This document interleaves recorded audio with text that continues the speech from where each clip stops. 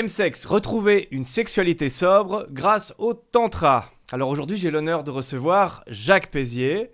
Salut Jacques. Salut Xavier, Salut. Merci d'avoir accepté de cette interview. avec Merci. plaisir. Jacques, tu es praticien psycho-énergétique. Tu Mhm. animes aussi des stages rando, comment est-ce que tu appelles ça? Des stages de Rando rando et, énergie voilà, sur le rando chemin de et Compostelle. ouais. Ouais. Mais tu as aussi des stages de tantra entre hommes. Mhm. Et aussi des séances tantra en individuel, c'est ça? C'est ça, exactement. Voilà, on peut retrouver les infos sur extase-tantrique.com et aussi sur sourcier-bien-être.com. C'est bien Voilà, ça? c'est ça, pour l'activité thérapeutique sur sourcier, effectivement. Voilà. Voilà, moi j'ai eu la joie de participer à des stages tantra chez toi, avec Michel aussi, qui est ton assistant. Enfin, ton assistant, Mon, vous faites les trucs mon- à deux. mon co-animateur, hein, Mon Michel. co-animateur. J'ai participé en tant que participant, mais aussi j'étais facilitateur et vraiment assistant, quoi. Mhm. Et moi, le tantra, ça m'a beaucoup aidé dans mon parcours. C'est quand même quelque chose qui m'a permis de me rééduquer à la sensualité et à la sexualité, parce que j'ai un parcours dans le chemsex, quoi. Alors, est-ce qu'on peut rappeler ce que c'est le chemsex? Oui, alors en quelques mots, le chemsex, c'est chemical sex, hein, c'est-à-dire, on va dire, faire l'amour. Moi, j'irais plutôt baiser, mais chacun voit les choses comme il veut. Mm, Sous produits, les produits, alors on connaît le GHB, mm, la boisson du violeur, mais c'est pas tout à fait ça quand même, hein, heureusement. Il y a la 3-MMC qui est déjà un petit peu plus, qui est une poudre combinale et qui est déjà plus puissante.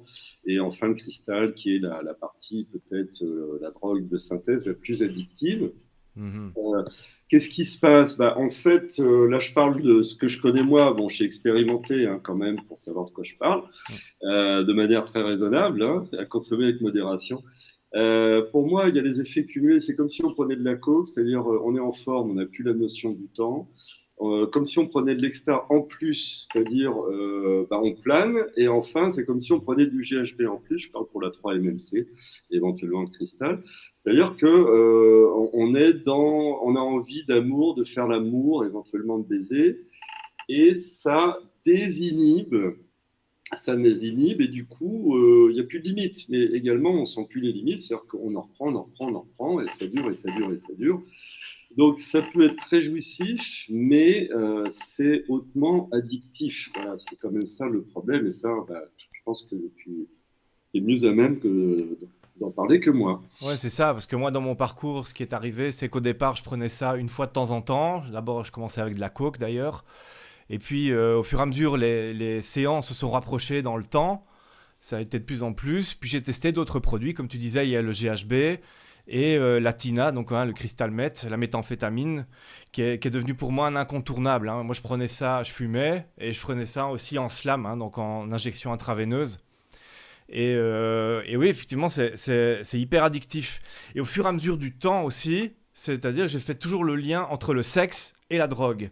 Et c'est devenu quelque chose que je pouvais plus dissocier. Et c'est justement là que le tantra m'a beaucoup aidé une fois que je suis redevenu sobre, quoi. C'est ça. Euh, D'ailleurs, c'est ce qui m'a fait arriver au stage chez toi, c'est que dans la promo que tu fais via mail, via Facebook, tu parles justement de ça, de se rééduquer, de retrouver comment est-ce que tu dis, ouais, une extase Une grâce, extase tantrique, ouais, effectivement, hein. ouais. C'est de retrouver ce type d'extase, ce type d'échappement, de désinhibition, et on va dire de planer, mais par des moyens complètement naturels qui existent maintenant depuis plus de 3000 ans, hein. Hum, hum, hum. C'est ça, justement. Alors, avant de parler du tantra en Oui. détail, est-ce que tu peux un petit peu nous expliquer ton parcours? Comment est-ce que toi, tu en es arrivé au tantra? Alors, comment j'en suis arrivé au tantra et à la thérapie? Parce que Ouais. ce qui me fait m'intéresser au chemsex, c'est à la fois je suis gay, donc je rencontre des gays. Ceux qui sont sur Grindr savent bien, en tout cas à Paris, c'est un mec sur trois, grosso modo, et se baisse sous chemsex. Hmm. Donc, comment dirais-je, faire sans chemsex devient difficile. Ça, c'est le premier point. Mais également, j'ai dans ma clientèle un certain nombre de gens qui sont tombés dans l'addiction et donc qui ont du mal à s'en sortir. On y reviendra. Mais le travail de sobriété passe aussi, peut nécessiter, tu le sais aussi bien que moi, par une thérapie. Hein, Mm. pour dire que le tantra n'est pas la panacée qui va tout faire à lui tout seul. Et Mm. par contre, c'est une approche, on va dire, qui peut être très intéressante en complément du reste. Alors, mon parcours en 2 mots, moi je suis un ancien banquier, donc on est loin du chemsex, hein, quoique. Mm. Les salles de marché, c'est prendre la drogue, mais bon. Sinon, j'étais chef d'entreprise aussi et j'ai revendu ma boîte il y a une dizaine d'années. Et parallèlement, j'avais commencé une thérapie pour moi parce que je voulais régler un certain nombre de problèmes. Et ayant vendu la boîte, j'avais du temps et de l'argent, donc j'ai essayé d'autres thérapies parce que celles que j'avais faites n'étaient pas suffisantes. Et globalement, je me suis rendu compte qu'il fallait, pour solutionner les problèmes, mixer plusieurs thérapies en même temps, à la fois on va dire psychothérapie, mais également la gestion des émotions, les problèmes corporels et la question énergétique. Et j'ai fondé finalement ma propre démarche à partir de plusieurs approches que j'appelle la thérapie psycho-énergétique. Mm. Donc ça, c'est le parcours thérapeutique. Et j'exerce maintenant depuis 6 ans. Et parallèlement, il y a une dizaine d'années, j'ai découvert le tantra un peu par hasard. Et là, j'ai eu vraiment, au premier stage, une émotion énorme. C'est-à-dire, j'ai fait des montées d'énergie. Je ne savais pas ce que c'était. Et là, mais je décollais, je décollais. J'ai tellement décollé que j'en pleurais toutes les larmes de mon corps parce que j'arrivais à quelque chose qui était totalement inconnu pour moi. Et du coup, j'ai enchaîné les stages de tantra, qui étaient, là, c'était un cycle gay. J'en ai fait 6, plus une formation de formateur avec Éric Langaret, qui était le fondateur en France du Tantra Gay, Mm.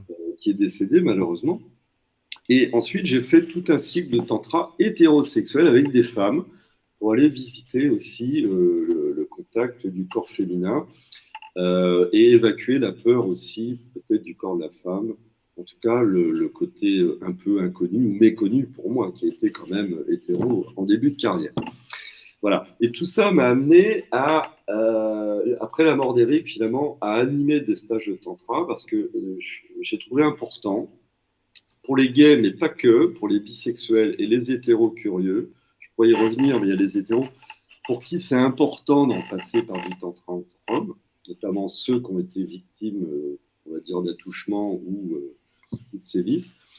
C'est important de retrouver une fraternité masculine et une confiance dans le toucher, y compris le toucher intime.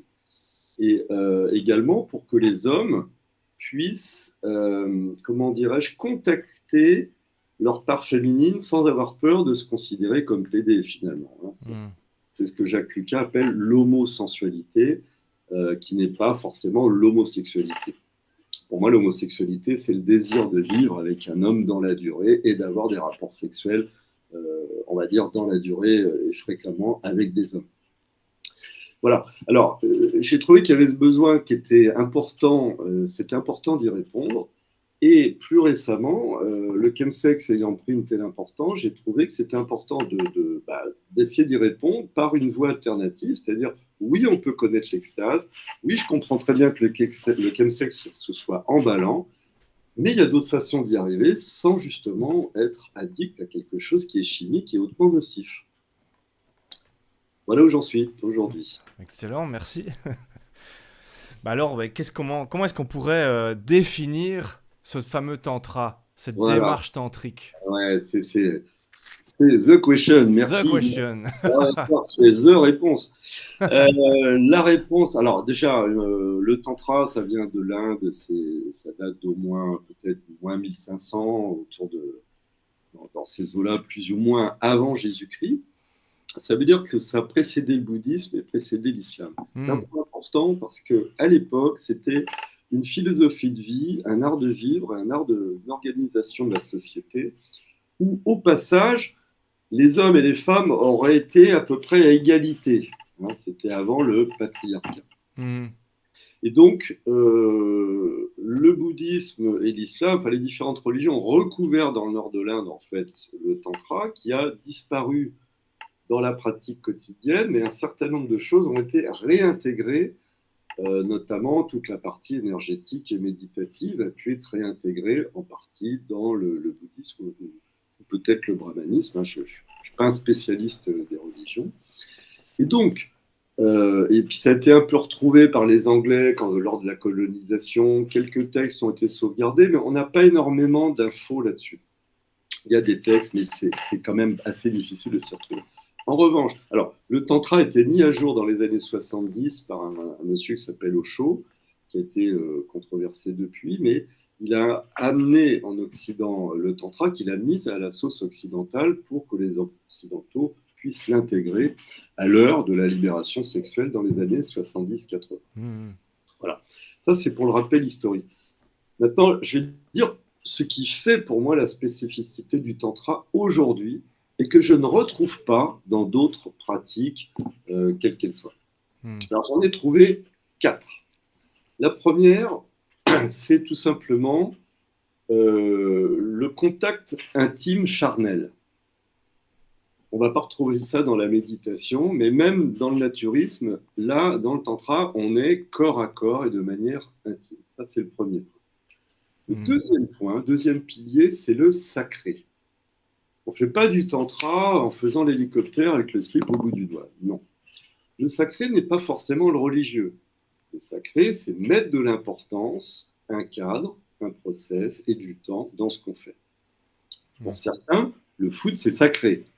Quand il y a un match, on dégage les meubles, on met les écharpes, on débranche le téléphone, sauf avec les potes, et on est complètement à ce qu'on fait. Et on se donne du temps.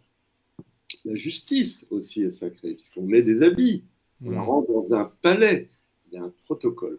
Et bien dans le tantra, on va se donner du temps, on va se donner des processus aussi pour monter en énergie. J'y reviendrai parce que c'est le quatrième pilier.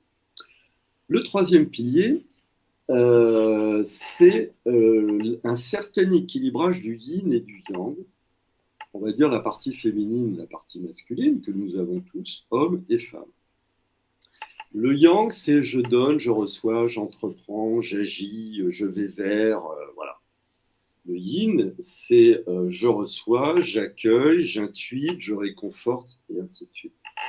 Et donc, dans le tantra, on va chercher à égaliser un peu les deux pour qu'on ait autant à donner qu'à recevoir. Et c'est pour ça que dans les séances individuelles que je propose, je fais des séances d'échange mutuel et pas uniquement un qui donne et l'autre qui reçoit. Ça me semble fondamental. Il y a des gens qui ont la facilité à donner parce que ça vient d'eux, ils contrôlent. Et beaucoup plus de peine à recevoir parce que ça ne vient pas d'eux. Alors, et si ce n'est pas bien fait, pas comme je veux, non, le tantra invite à lâcher prise là-dessus. Ça, c'est le troisième point. Et le quatrième point, et non dernier, et non le moindre, c'est l'énergie, la communion énergétique. C'est-à-dire qu'en tantra, en tout cas, vu de ma fenêtre, dans la façon dont je le pratique, on va monter en énergie par différents protocoles, d'où le sacré qu'on met là-dedans, pour se dépasser soi-même. Si on va dépasser nos personnalités, on va monter un autre niveau vibratoire, qui est le niveau, on va dire, de l'âme. Si vous préférez, moi je préfère dire l'essence, c'est-à-dire qui je suis vraiment, et non pas mon petit ego névrosé qui a besoin de ci, qui a besoin de ça, qui veut que, non pas lui, oui, mais comme ça, oui, il n'a pas bien fait. On va passer à un autre niveau. Et c'est là où la jouissance et l'extase interviennent, et on peut même avoir des orgasmes énergétiques. Donc, si je résume, on a, selon moi, 4 piliers: la communion charnelle, le sacré, c'est-à-dire l'importance qu'on met, et le cadre, et le temps, et le protocole. On a l'égalisation relative du yin, du yang, de je donne, je reçois. Et enfin, on a la montée d'énergie qui permet une fusion à un autre niveau. Ouais, justement, par rapport à ce que moi j'ai expérimenté, surtout dans les stages chez toi, c'est vraiment lâcher ce faire et enfin arriver vraiment dans l'être totalement et me sentir fusionné avec mon partenaire, cette espèce de sentiment de connexion, quoi. C'est ça. Donc, ce que là, ça m'amène, c'est justement sur ma question suivante, c'est en quoi est-ce que le tantra peut nous aider à retrouver une sexualité sobre Oui, alors j'en profite pour dire que le tantra n'empêche pas une sexualité habituelle, ça Ouais, n'empêche pas. ouais, ouais. Je parle à deux. En stage, non. En stage, il n'y a pas de passage à l'acte Non, non, c'est ça. pour justement ne pas basculer dans l'énergie sexuelle que l'on connaît d'habitude et rester un peu en dehors. Mais dans la vraie vie, avec son partenaire, bien évidemment, on accueille toute la palette. On va jusqu'à la pénétration, la jouissance anale ou pas, Ouais. etc.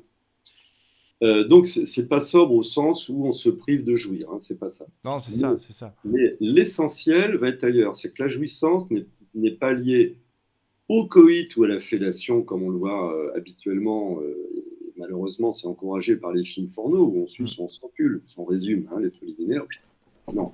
Dans le tantra, c'est l'inverse. On va mettre l'accent sur la sensualité des préliminaires, ce qui n'empêche pas, bien entendu, d'aller jusqu'au coït, à l'éjaculation, etc., ou la fellation, mais on va prendre du plaisir par plein d'autres Mm. manières qui sont liées à la sensualité et d'une, c'est-à-dire un contact subtil sur la peau à la fois pour le donneur et le receveur, mais également ce sentiment de fusion que l'on trouve quand on est amoureux et que l'on retrouve sous-produit. Quand on est sous-produit, il y a cet élan amoureux et on le voit en clubbing, on le voit aussi dans le chemsex, il y a cette espèce Mm. d'aspect fusionnel. Je dis à ceux qui nous écoutent, on peut avoir cette même chose sans produit et que ça peut durer des week-ends entiers Mhm. de manière complètement naturelle. C'est en ce sens que l'on peut retrouver une sexualité non addictive, sobre au sens où il n'y a pas de produit, et hautement jouissif de manière complètement naturelle et avec beaucoup de sensibilité. Ouais. Ouais, ça, ça me parle évidemment beaucoup. Et d'ailleurs, je pense, enfin, si je me rappelle bien, on en a parlé même lors d'échanges, lors du dernier stage, en tout cas, et certaines personnes disaient, et c'est mon cas, hein, que dans le chemsex, je cherchais cette connexion à tout prix, et que C'est ça. finalement, le produit m'éloignait très fort quand même de cette connexion. Au fur et à mesure, j'étais de plus en plus dans le faire, dans le plus en plus dans le... Bah, c'était le produit avant tout, et plus tellement la connexion avec mon partenaire, quoi. Bah, Et que cette vraie recherche, je l'ai retrouvée par la suite grâce à cette démarche-là, quoi. Cette c'est démarche tantrique. c'est Hmm. ça. C'est la même chose en clubbing, hein. Il y a un moment, si tu as pris trop de produits, Ouais, c'est toi et le produit. ouais, ouais, ouais. Donc, tais-toi avec toi et du coup, le lien se perd avec l'autre.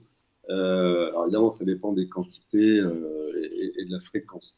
Mais oui, là, l'extase va se passer avec l'autre et les deux vont monter ensemble. Voilà, c'est ça qui est. Les deux ou plusieurs d'ailleurs, ça n'empêche pas Hmm. d'être plusieurs. Mais ça n'est possible, encore une fois, parce que souvent on dit allez, fais-moi du tantra. Non, ça suppose une montée graduelle en énergie. C'est pas on n'y arrive pas comme ça. Donc, dans Mhm. les séances individuelles que je fais, par exemple, grosso modo, il y a 1 heure de préparation et ensuite, une fois que la montée est faite, alors là, ça peut durer le temps qu'on veut, hein, mais il y a une montée graduelle qui se fait. Et en stage, évidemment, sur 3 jours, alors là, le crescendo, il est. Alors, c'est nos limites, quoi. Alors, une petite question qui me taraude, ce serait comment est-ce que le tantra peut nous faire atteindre des états modifiés de conscience? Là, en fait, de manière finalement assez simple. Quand je fais les séances individuelles, qui sont des mini-stages, hein, en stage, on retrouve la même chose. Hmm. On passe d'abord par une première phase de relaxation. C'est-à-dire que pour être dans le subtil, je ne peux pas arriver tendu, bloqué, etc. Il faut que l'énergie circule. Donc on va passer par une phase de relaxation du corps. Il y a des mouvements et de la respiration également. Souvent un peu en hyperventilation, parce que l'hyperventilation chasse les tensions physiques et émotionnelles. Ça, c'est le premier point. Le deuxième point, on va aller vers un rapprochement physique progressif, c'est-à-dire que les deux personnes, entre guillemets, s'apprivoisent sur le plan corporel parce qu'en séance, voilà, moi j'ouvre la porte, je ne sais pas qui est derrière, donc c'est Hmm. logique que la personne un peu tendue ait besoin d'un temps à son rythme pour qu'on aille jusqu'au hug, jusqu'au contact. Le troisième temps, qui est un point important, c'est un temps de méditation. Alors, c'est là où on retrouve justement ce qu'on trouve dans d'autres pratiques ou religions. La méditation va nous permettre de calmer le mental, qui a déjà été relaxé sur le plan corporel et respiratoire. Et on va également faire une connexion, dans le cadre de cette méditation dirigée, une connexion tellurique à l'énergie du sol, une connexion cosmique à l'énergie du cosmos. Et là, on va se connecter à des énergies extrêmement puissantes d'amour, d'énergie vitale et de spiritualité. Ça monte, ça monte, ça monte, ça monte, ça monte. Et dans la quatrième phase, on va faire l'ouverture du cœur. Alors, je me redresse un peu à l'écran, mais en fait, là, je le fais en accéléré. Hein. J'ouvre mon cœur, j'ouvre les bras jusqu'à les avoir tendus. Et on le fait en une dizaine de minutes, sur que millimètre après millimètre, j'ouvre mon cœur et là, je développe l'énergie d'amour, qui est l'énergie la plus puissante. Et je la développe, c'est pas l'amour de mon amoureux, c'est l'amour de la personne qui est en face. Et là, c'est l'énergie la plus puissante qui existe. Et 100% des gens décollent à ce moment-là. Ils ont les mêmes sensations, les paumes qui sont chaudes ou un peu moites ou fourmies, les bras qui sont comme tenus tout seuls. Et comme on le fait les yeux dans les yeux, on a aussi l'énergie qui passe par les yeux. Et là, la connexion s'est faite. Elle s'est faite à haut niveau. Voilà. Donc, c'est des choses qui sont reproductibles à la maison. Mais si je résume la question, comment on atteint des états modifiés de conscience? Par des outils finalement assez classiques, relaxation corporelle et du souffle, connexion avec l'autre, connexion par la méditation sur le plan énergétique, même si on ne sait pas faire, en tout cas, méditation. Et enfin, ouverture du cœur, c'est-à-dire je m'ouvre à l'autre, donc je suis prêt à recevoir, je suis prêt à donner. Et donc, je lâche prise. Voilà des pratiques qui permettent très concrètement, entre autres, il y en a d'autres, hein, mais qui permettent d'accéder à cet état modifié de conscience. Ouais, d'ailleurs, ça me rappelle qu'il y a certaines structures, sans vraiment révéler ce qui se passe, où il n'y a même pas de contact physique, en fait. C'est incroyable. Ouais. Il peut y avoir, par exemple, parce que oui, merci de faire cette remarque, parce qu'il y a deux sortes de tantra, on trouve ça dans les bouquins, tantra rouge, tantra blanc. Alors, tantra rouge, c'est nu, c'est le toucher intime, là, on peut aller vers la sexualité.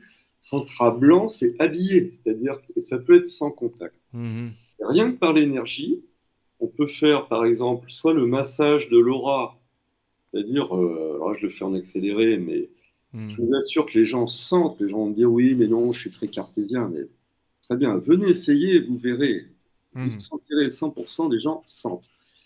Et également par le regard, et tu l'as fait, on l'a fait ensemble, on aligne deux rangées de personnes, bien sûr avec un protocole, etc. Ils se regardent dans les yeux pendant 2 minutes, et ensuite on les fait changer de partenaire 2 minutes. Et ben, l'énergie par le regard, eh ben, je peux vous dire, c'est extrêmement puissant et les gens sentent qu'il se passe quelque chose. Et au bout de la rangée, ils sont dans un autre état parce qu'ils ont contacté autre chose. Voilà un autre moyen très simple. Essayez d'ailleurs, quand vous parlez à quelqu'un, plongez dans ses yeux et laissez-le plonger dans les vôtres. Vous allez voir que la relation sera différente. Ce qui n'est pas évident ici. Les jeux électroniques. C'est l'électronique. Ouais. Alors, tiens, tu me fais penser à autre chose, puisque tu fais des figures. Il y a une autre chose, on va pas faire le Z, hein, parce que là, en ce moment, c'est pas beau. Mais simplement, il y a des choses très intéressantes à expérimenter pour faire monter l'énergie. Ce sont des figures géométriques.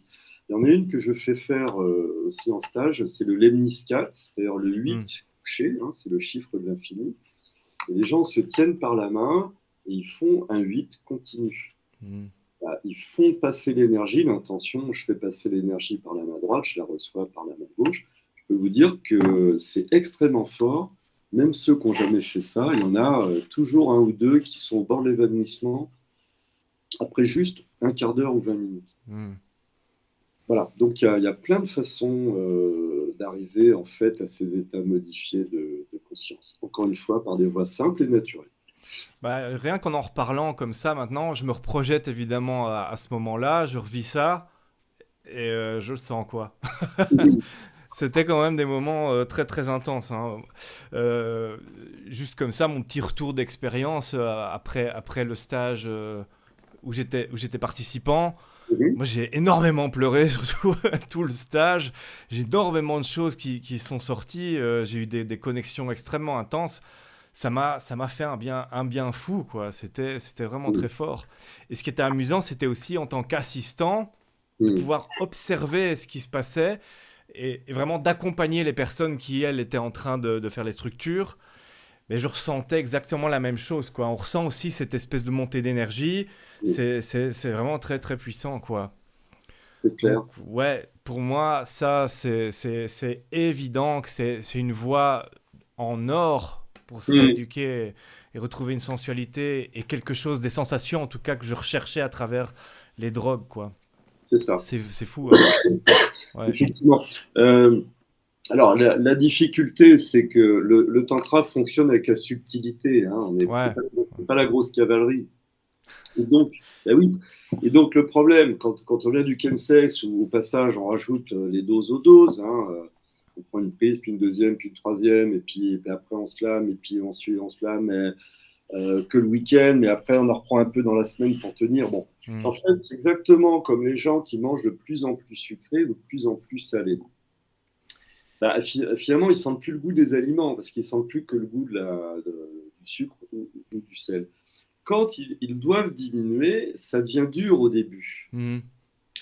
mais on retrouve quand même le goût des aliments, etc. Donc, il peut y avoir une phase de transition un peu difficile où, bah oui, c'est une pratique le tantra, ça se fait pas comme ça. Il y Hmm. a il y a quand même un protocole. Voilà, faut peut-être avoir fait quand même quelques séances, quelques stages pour pouvoir le faire chez soi. Donc, il faut accepter c'est un petit peu comment dire en musique, ce diminuendo, ce decrescendo pour passer de ça à ça. Mais ça, c'est possible et c'est extrêmement jouissif. Ouais, dans le chemsex, il y avait quelque chose qui me plaisait beaucoup, c'était aussi de pouvoir sortir complètement, me désinhiber, être complètement hors du jugement, en tout cas de mon corps ou de quoi que ce soit. Il y avait toutes ces barrières qui tombaient. Et qu'est-ce que tu peux me dire à propos du tantra par rapport à ça? Bah, on a un peu les mêmes sujets dans le tantra. Hein. Mhm. D'ailleurs, pour les premiers qui en font, tu vois, si j'ai fait des séances individuelles, c'est pour les gens qui n'osaient pas aller en stage, parce qu'ils n'osaient pas la nudité Ah. face à tout le monde et encore moins faire l'amour avec un partenaire devant tout le monde. Et en fait, on retrouve l'ensemble des problématiques corporelles. On a dans l'ordre la taille de la bite, évidemment, c'est quand même un grand sujet. Il y a, voilà, j'ai du ventre, je suis trop vieux, est-ce que je vais plaire encore C'est souvent des questions qu'on me pose d'ailleurs, c'est quoi la moyenne d'âge dans les stages Hmm. Est-ce que je peux venir Ouais, mais si je suis le seul jeune, est-ce qu'on va me sauter dessus Voilà. Bon. Donc le rapport au corps. Euh, L'autre aspect, c'est également la sexualité émoussée et les problèmes de bandaison. Hein. Je Hmm. fais un petit peu tout ça dans le même tonneau. Alors, le tantra par rapport à ça, bah, comme je l'expliquais tout à l'heure, en fait, si la connexion est bien faite, si le process est bien fait, on va connecter à un niveau plutôt d'âme à âme, c'est-à-dire qu'on va connecter à autre chose et on va voir autre chose de la personne. On va connecter la belle personne qui est en face et pas uniquement le corps. On va Hmm. connecter la chaleur, la générosité, l'ouverture, la sensibilité, cette personne qui est à l'écoute. Et c'est ça qui va faire kiffer grave la race de celui qui donne et qui celui qui reçoit. Et la taille de la bite passe en second.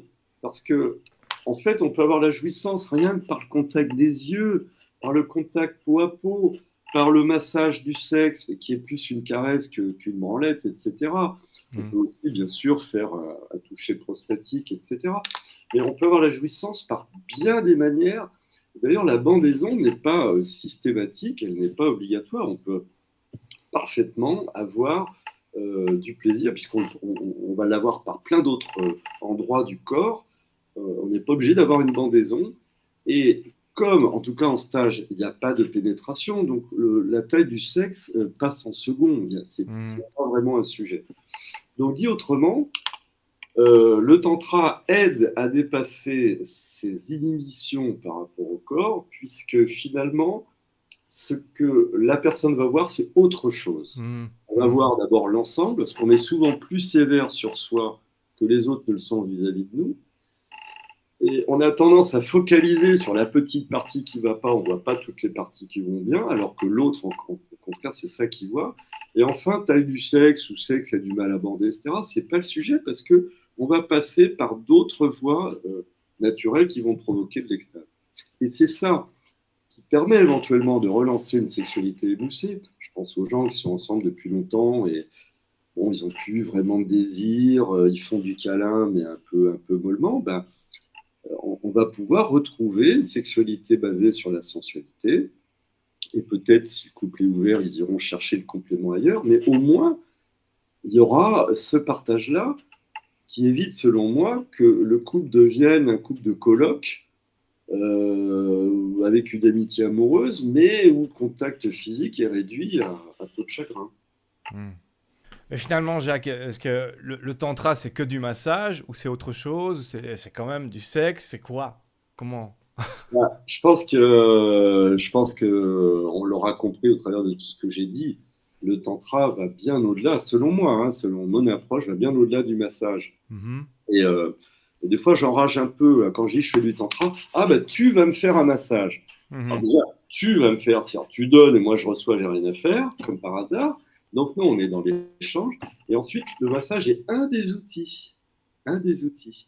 Il y a tous les autres outils.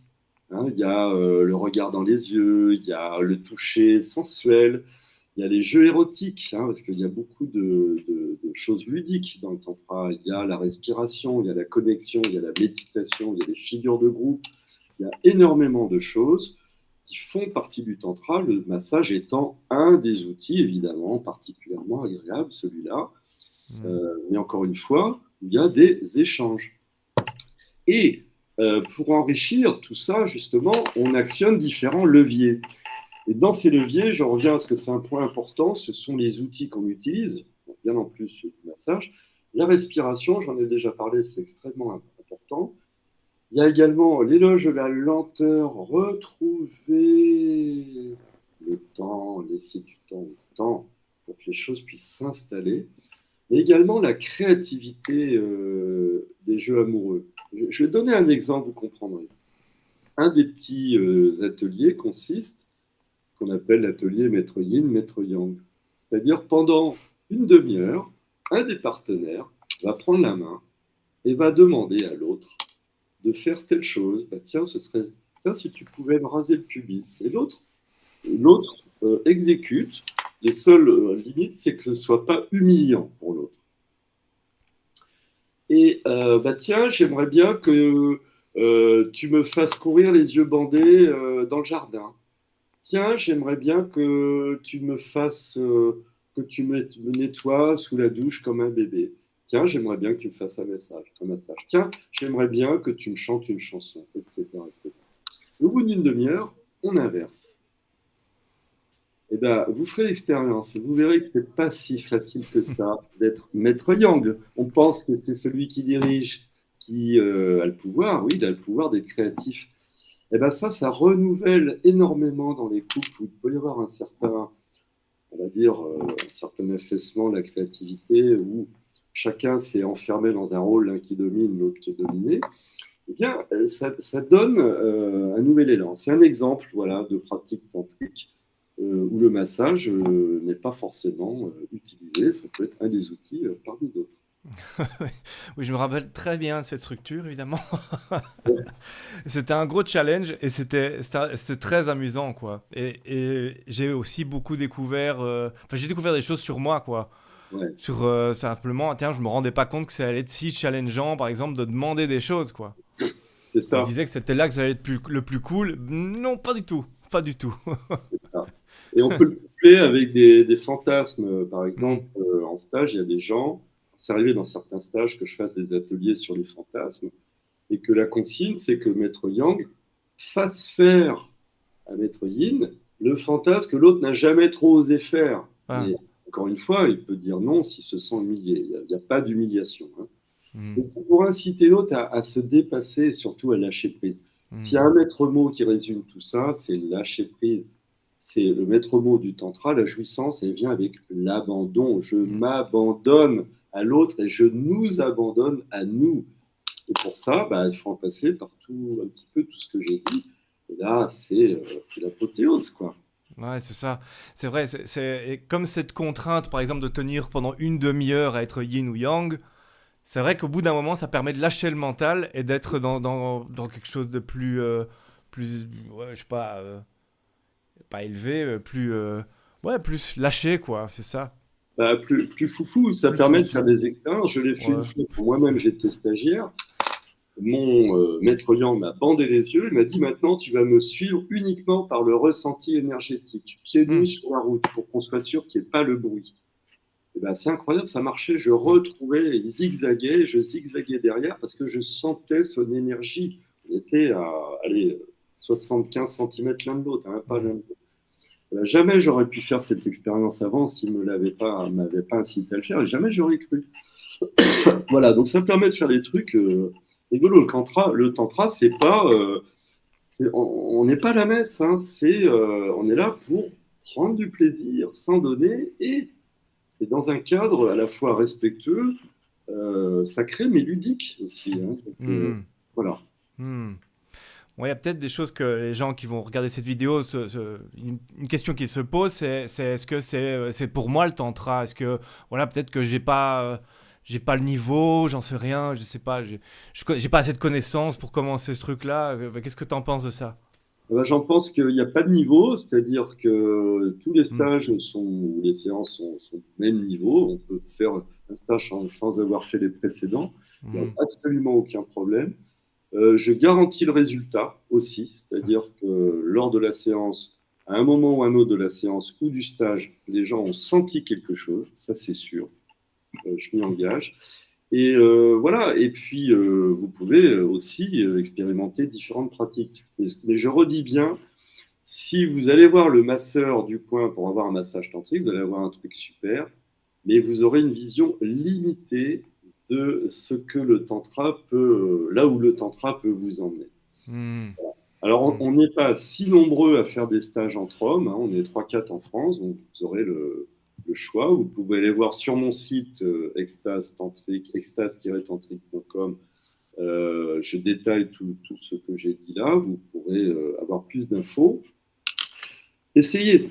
Et puis aux cartésiens qui pourraient dire ouais, mais bon, moi je suis bon, très bien. Moi je dis être cartésien, c'est expérimenter. Venez expérimenter, vous verrez ce que vous sentirez. À mon avis, ça va quand même remuer quelque part. Ouais, excellent. Bah, c'est une belle conclusion, ça, Jacques. Je te remercie, Excellent. Xavier. Je te Ben, remercie merci, beaucoup. merci à toi, merci vraiment, merci, merci. Et puis merci pour ce que tes stages m'ont apporté, c'est excellent. Merci beaucoup. Et bah, on se voit bientôt, j'espère. À très bientôt, avec grand Ouais. plaisir, hein. Ciao, ciao. Ciao, ciao.